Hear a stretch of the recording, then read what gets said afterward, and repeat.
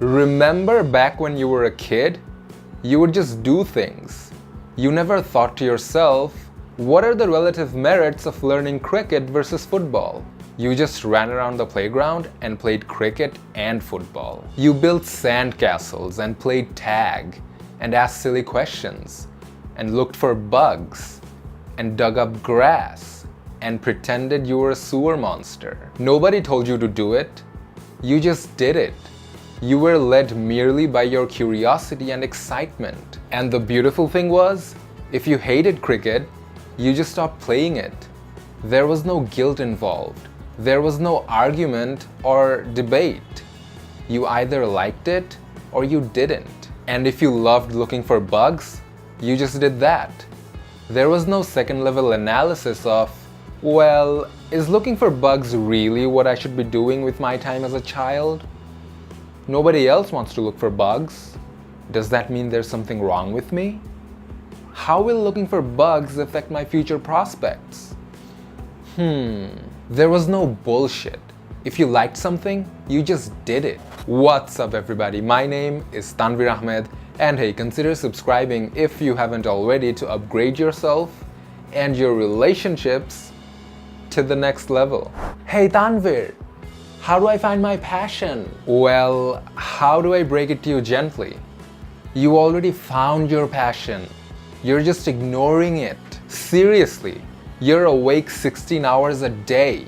What the hell do you do with your time?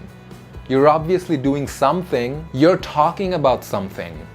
There's some topic or activity or idea that dominates a significant amount of your free time, your conversations, your web browsing, and it dominates them without you consciously pursuing it or looking for it. It's right there in front of you.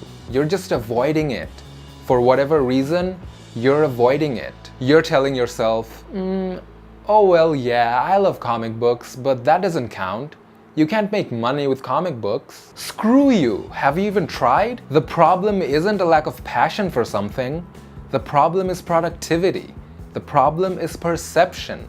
The problem is acceptance. The problem is oh well, that's just not a realistic option. Or, mom and dad would try to kill me if I tried to do that.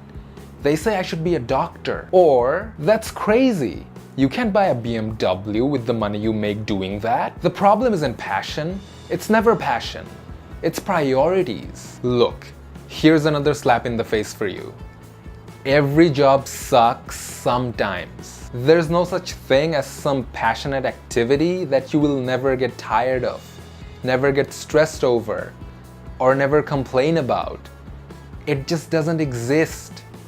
And that's life. The issue here is expectations.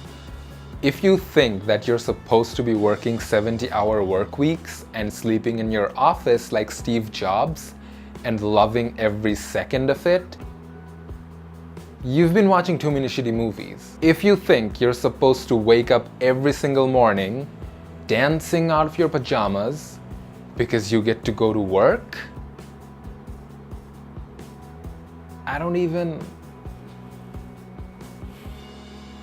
Life doesn't work like that.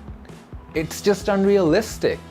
There's a thing most of us need called balance. You don't need to find your passion.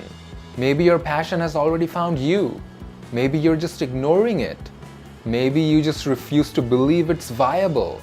And maybe you're just afraid to give it an honest-to-God try. It's like a nerdy kid walking onto a playground and saying, well, bugs are really cool, but football players make more money, so I should just force myself to play football every day. And then coming home and complaining that he doesn't like recess.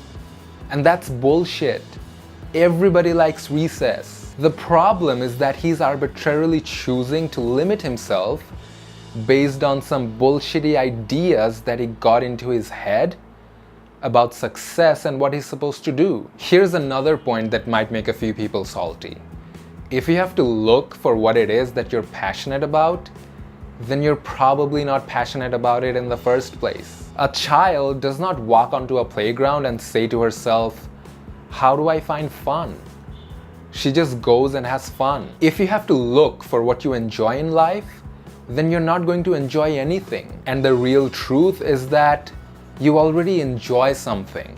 You already enjoy many things. You're just choosing to ignore them. Thank you so much for watching. Like this video if you liked it, and subscribe and turn on the bell notification to get notified every time I publish a new video. And as always, I'll see you next Thursday.